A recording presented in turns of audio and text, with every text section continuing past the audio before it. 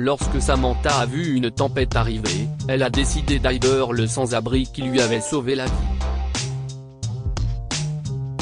Elle était loin de se douter que c'était le début d'un tout nouveau chapitre dans sa vie.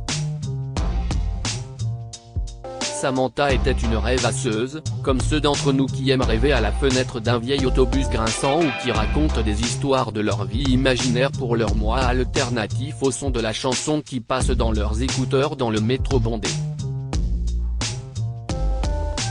Pendant quelques minutes chaque jour, la dure réalité de Samantha, mère célibataire de 3 enfants qui peine à garder un emploi, pouvait attendre.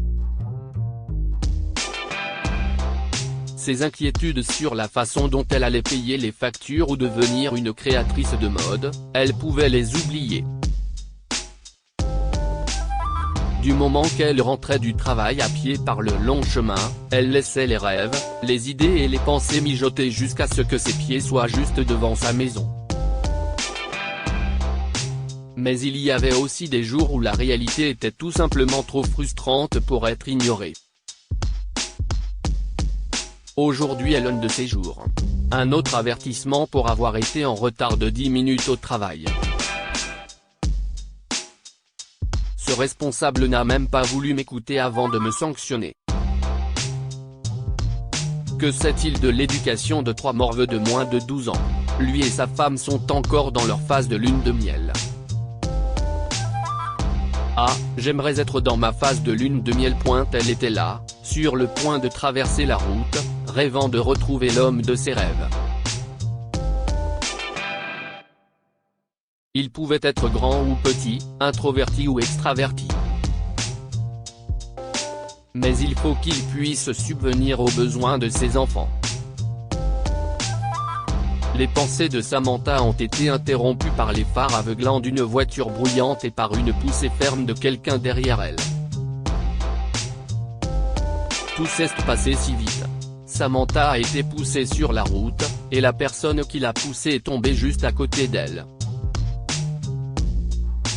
À un moment, elle a décidé qu'elle n'épargnera pas l'homme.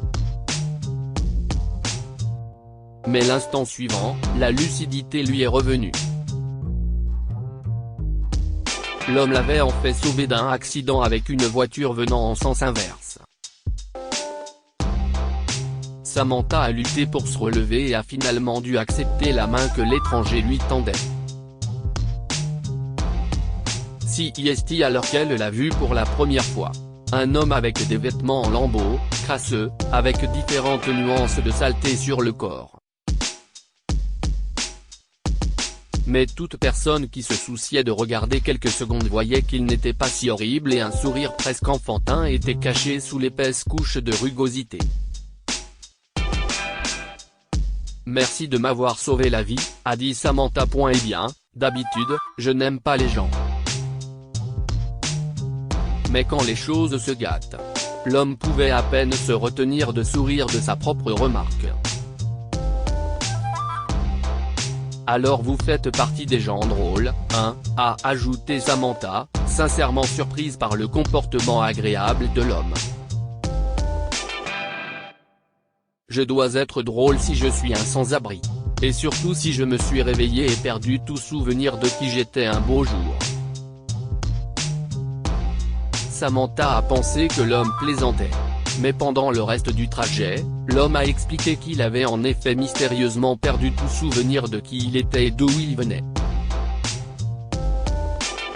Samantha et l'homme sont arrivés à un croisement, à seulement 5 minutes de son domicile. Eh bien, c'est chez moi, a dit l'homme en désignant un banc au coin du trottoir.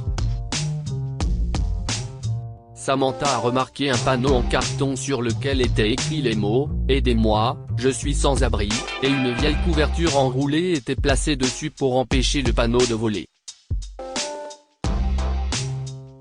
À ce moment-là, le ciel s'est couvert, et soudainement, il y a eu un coup de vent qui sentait le début d'une tempête. En voyant le panneau en carton s'envoler sans but dans les airs, Samantha a regardé l'homme en soupirant de déception. Eh bien, voilà ma pancarte qui s'envole à nouveau. Madame, vous devriez vraiment rentrer chez vous. Il semble qu'une tempête se prépare. Samantha a ouvert son parapluie, mais ne pouvait pas laisser le gentil sans-abri souffrir des fortes pluies à venir. Elle s'est retournée pour partir mais s'est immédiatement retournée et a écouté son cœur. Et, ça n'a pas l'air d'être un endroit sûr pour vous en cas de tempête. J'habite à 5 minutes d'ici, et je suis sûr que je peux dégager une partie du vieux garage pour que vous puissiez y passer la nuit. Cette route va bientôt être inondée. L'homme a été pris au dépourvu par cet inconnu inhabituellement attentionné. Il a attendu de voir si la femme le pensait vraiment. Je le pense vraiment. Ce n'est pas sûr ici. Et vous offrir un abri pour une nuit est le moins que je puisse faire après que vous m'ayez sauvé la vie aujourd'hui. Et ne vous inquiétez pas, mes enfants ne vous mordront pas. Comme Samantha l'avait promis, elle a fait de la place pour un lit gonflable et une couverture dans le garage. Elle lui a offert une chaise à la table à manger avec ses enfants. Les enfants n'arrêtaient pas de poser des questions à l'étrange invité. Quel est ton nom? Pourquoi tes vêtements sont-ils si sales? Samantha a fait taire les enfants et a encouragé l'homme à se sentir chez lui. Le lendemain matin, Samantha annonça son plan pour la journée au petit déjeuner. Mon camarade de classe Barry travaille au commissariat, et je lui ai demandé de venir vous rencontrer. Avec un peu de chance, vous pourrez en découvrir plus sur votre identité et sur celui qui a volé vos documents. Si est un officier dévoué, je suis sûr qu'il sera d'une grande aide. Et puis, dans la soirée, nous avons rendez-vous à l'hôpital général pour un check-up. J'ai entendu dire qu'il y a de très bons médecins là-bas, alors ils vous aideront à trouver la cause profonde de vos problèmes de mémoire. Samantha était excitée par son propre plan, mais elle a remarqué que son invité avait cessé d'écouter ou de manger. Les flics. J'ai peur des flics. Et s'ils pensent que je suis un criminel potentiel ou trouvent une autre raison de m'arrêter? Samantha a vu les mains de l'homme trembler légèrement et a essayé de le calmer avec ces mots. Ne vous inquiétez pas. Dites juste à Barry tout ce que vous savez. Tout ira bien, faites-moi confiance. Vous me faites confiance. Je le fais, dit l'homme, sachant que Samantha était la seule personne qui s'était suffisamment souciée de lui pour l'aider. Oh non. Je vais encore être en retard. Dans toute cette excitation et le chaos de l'envoi des enfants à la garderie voisine, Samantha avait complètement oublié l'heure. J'espère que le patron est d'humeur indulgente aujourd'hui. Elle a croisé les doigts en sortant précipitamment de la maison. Il s'avère que le patron était de très mauvaise humeur. Voyant Samantha arriver à l'hôtel avec 10 minutes de retard pour la 3e fois en 2 semaines, il l'a convoquée directement dans son bureau et l'a licenciée. Le chemin du retour, celui que Samantha appréciait le plus, était le plus stressant qu'elle ait jamais connu. Ne sachant pas comment elle allait trouver un autre emploi ou payer les factures du mois, elle souhaitait ne jamais arriver chez elle. Mais Samantha pouvait déjà voir la petite image de sa maison au bout de la rue. Samantha est entrée dans sa maison pour trouver un groupe d'hommes et de femmes en costume qui parlaient aux sans-abri. En s'approchant, elle a reconnu l'un des visages les plus inattendus du groupe. Son patron. Samantha. Je suis vraiment désolé d'avoir agi précipitamment et de vous avoir licencié ce matin. Je n'avais aucune idée que vous aviez fait quelque chose d'aussi incroyable. Je veux dire, tout le monde commençait à douter que M. Stark soit retrouvé un jour. M. Stark, comme le propriétaire des hôtels Stark, Samantha n'arrivait pas à croire que ce qu'elle disait était vrai. Mais c'était le cas. Oui, si estime Monsieur Stark, le propriétaire de toute la chaîne d'hôtels. Il a été porté disparu de sa maison à l'autre bout de la ville il y a 5 jours.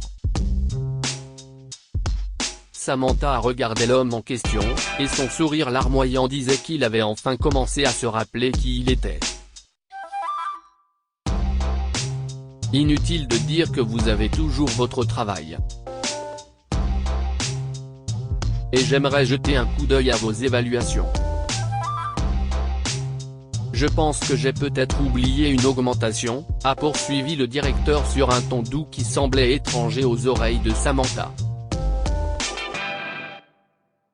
Samantha, Monsieur Stark l'a appelé. Lorsqu'elle s'est retournée, M. Stark s'arrêta une seconde, essayant de trouver les mots pour la remercier. Finalement, il a ouvert les bras pour l'embrasser, et elle l'a laissé pleurer pour la première fois depuis des semaines. Cette étreinte émotionnelle est devenue le point de départ de nombreux nouveaux départs. Samantha a obtenu une promotion bien méritée et Monsieur Stark est revenu la voir avec les enfants jusqu'à ce qu'ils forment une famille de 5 personnes. 1 an et demi plus tard, Monsieur Stark attendait dans le même garage où Samantha l'avait hébergé, un genou à terre, prêt à ouvrir son cœur à la femme qui avait changé sa vie. Que pouvons-nous apprendre de cette histoire? Ne soyez pas prompt à juger les gens sur leur apparence. Parfois, les personnes d'apparence la plus ordinaire se révèlent être celles qui nous aident dans nos moments difficiles. Votre gentillesse reviendra toujours vous bénir sous une forme ou une autre. Le geste de Monsieur Stark qui a tenté de sauver une jeune femme et l'offre généreuse de Samantha d'héberger le sans-abri lors d'une nuit difficile ont fini par les bénir au centuple. Lire aussi, chaque matin, une mère célibataire trouve un nouveau jouet dans le berceau de son fils et décide d'installer une caméra dans sa chambre. Histoire. Abonnez-vous à Mon Mama sur Google News.